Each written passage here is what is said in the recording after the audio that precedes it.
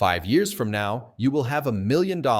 You don't know that yet. You can't feel it yet. Nothing about your current financial situation is announcing it. The account balance doesn't hint at it. The monthly budget doesn't suggest it. The people around you certainly aren't predicting it, but it's coming. Not because of luck, not because of a windfall you haven't received yet, because of what you are about to start doing, or what you are already doing and don't yet have enough evidence to fully believe in. 5 years is a specific window, not 10, not 20, 5. Short enough that the person you are today is directly, causally connected to the outcome. Long enough that the compounding has room to do something real, and exactly the right length of time for the gap between where you are and where you're going to feel simultaneously impossible and inevitable, depending entirely on which day you're asking. This video is about that window, what it looks like from the inside. What you're doing right now that you don't realize is building the foundation. What the 5 years will actually feel like as you move through them, and what the specific daily unglamorous reality of the person 5 years away from $1 million looks like, because it looks almost nothing like what people imagine. If you are in this window right now, this is your map. Let's go through it. Let's be precise about who this video is actually describing. You are not broke, but you are not financially free. You exist in the specific middle ground that is the least discussed territory in personal finance. Past survival, not yet at destination. The immediate crisis has been resolved or is being resolved. The long-term vision exists, but feels distant and sometimes theoretical. Your income is real. Maybe it's $3,500 a month.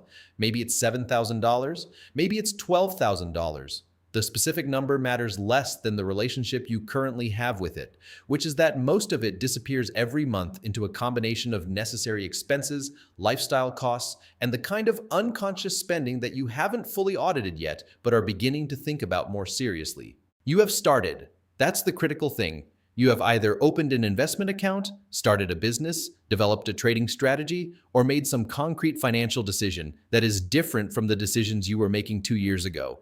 The starting was imperfect. The starting was smaller than you wanted it to be, but the starting happened, and starting imperfect and small is the only version of starting that exists.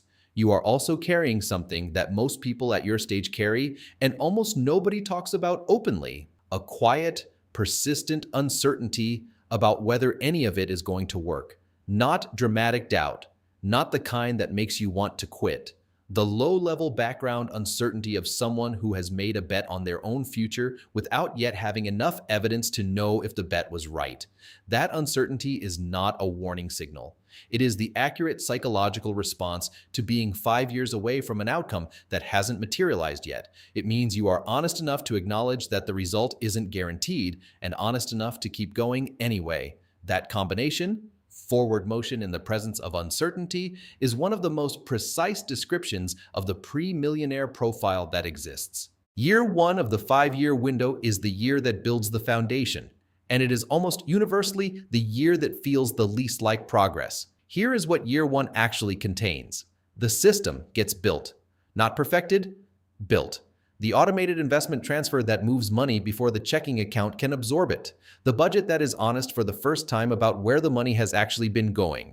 The debt elimination plan that has a specific order and a specific timeline attached to it rather than the vague intention that existed before. These are not exciting developments. They don't produce screenshots worth posting. They don't generate the kind of visible, shareable evidence of progress that the social media landscape rewards.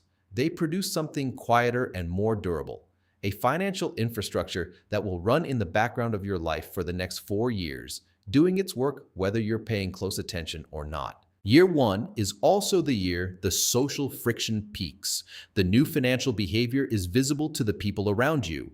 In the dinners you decline, the purchases you don't make, the conversations you redirect, and the social environment pushes back. The way social environments always push back against deviation from the group norm.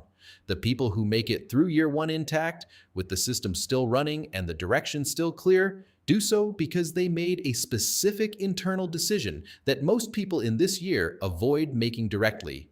They decided that the opinion of their current social environment about their financial choices was not relevant data. Not permanently, not with hostility, just not relevant to the decision at hand.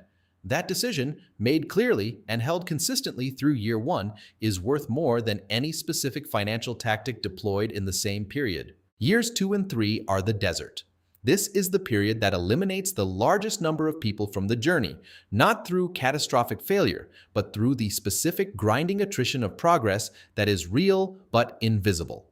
The compounding is working, the system is running, the numbers are moving in the right direction, but the movement is slow enough and the destination still far enough that the daily experience of the journey feels disconnected from the eventual outcome. Year 2 brings the first real test of the investment thesis. The market moves against you, or the business hits a plateau, or the strategy that worked cleanly in year 1 encounters a set of conditions it wasn't designed for.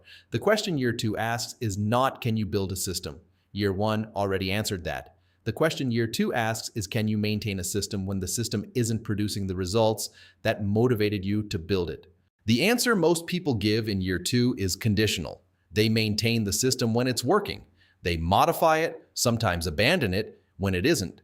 And the modification, however rational it seems in the moment, resets the compounding clock in a way that the mathematical damage of which isn't felt until year 4 or 5, when the gap between where they are and where they could have been becomes visible and irreversible.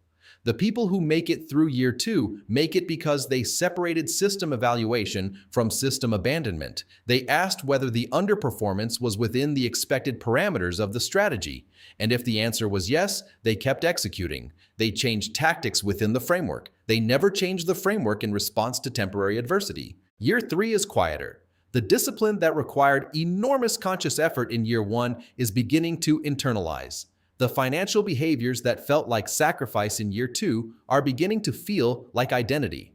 The investment account has grown to a level where the monthly contribution, the same dollar amount that felt significant in year 1, now represents a smaller percentage of the total, and the compounding on the existing base is beginning to do proportionally more of the work. Year 3 is where the pre-millionaire first begins to feel, not just intellectually understand, but feel the mathematical reality of compounding. The base is large enough now that it moves. A good month in the market adds more than the monthly contribution. A strong business quarter accelerates the timeline in a way that working harder couldn't. This feeling, the first real embodied experience of money working independently of your direct labor, is the year 3 reward. It is not dramatic. It is a quiet shift in understanding that permanently changes how you relate to capital. Year 4 is different in character from everything that came before it. The slope of the compounding curve has changed, not dramatically. You won't necessarily feel it in the first month of year 4 or even the third. But by mid-year 4, the numbers are moving with a momentum that feels categorically different from the linear progress of the early years. A portfolio that took 3 years to reach $200,000 adds its next $100,000 in less than a year. Not because the contribution rate changed, but because the base is now large enough that the percentage return translates into an absolute dollar gain that dwarfs the monthly addition. This is the mathematical inflection point, and it produces a specific psychological effect in the person experiencing it for the first time. A combination of vindication and acceleration that is the emotional opposite of the year 2 desert. But year 4 also introduces a new danger that the earlier years didn't carry: premature arrival. The numbers are moving, the system is working, the evidence is accumulating, and somewhere in that acceleration, the temptation arrives to treat year 4 results as year 5 completion.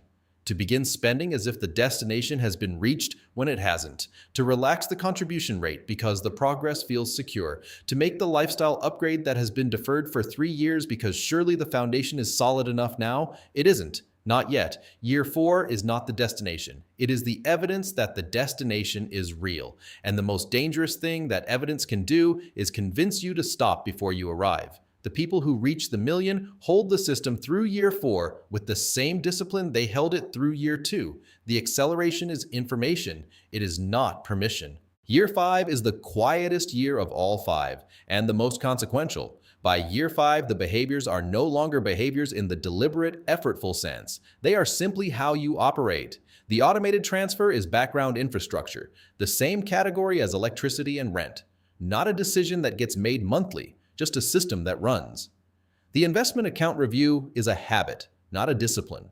The budget is not a constraint you fight against. It is an accurate description of how you naturally allocate resources. You have become, without a formal announcement or a conscious transition, a different person financially than the one who entered year one. Not because you forced a transformation, because you ran a system long enough that the system ran you. The portfolio in year 5 is doing something that would have seemed implausible in year 1. On a strong market month, it generates more in returns than your early year monthly salary. The compounding that was theoretical in year 1 is now a physical, measurable account statement reality that happens whether you do anything or not. And then, on a Tuesday, or a Sunday morning, or a random afternoon when you open the app without any particular expectation, the number crosses 7 figures for the first time. No fanfare. No notification from the universe, just a number on a screen that is larger than the number that was there last month, and this time the number has a comma in a place it has never had a comma before. The feeling is not what you imagined, not euphoria, not relief, something quieter, something that feels less like arrival and more like confirmation. The system worked, the 5 years were real, the uncertainty you carried through every one of those years, the honest, accurate uncertainty of someone who hadn't yet accumulated enough evidence to be certain has finally resolved into proof, and then you close the app, and tomorrow the system runs again.